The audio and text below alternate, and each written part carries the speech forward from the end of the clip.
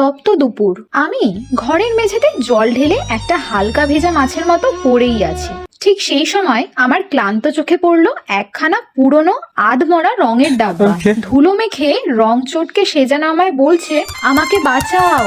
আর তখনই ব্রেন বলল, আজ তুই কিছু মহা ম্যাজিক করবি। আমি উঠলাম যেন কোনো সিনেমার হিরো তার মিশনে বেরোচ্ছে। হাতের কাছে যা পেলাম, মোল্ডিড ক্লে, রং, তুলি সব দিয়ে কাজ শুরু করে দিলাম। বানালাম দুটো ছোট্ট ছোট্ট লাল রঙের চেরি, একটা কলা, একটা আম আর একটা ছোট্ট হার্ট। সব দিয়ে এমন সাজালাম ডাব্বাটাকে যেন ওর জন্মই হয়েছিল রাজগৃহের সিংহাসনে বসার জন্য। ফেলে দেওয়া একটা রঙের ডাব্বা আজ হয়ে উঠলো ডাব্বা পাড়ার মহারানী।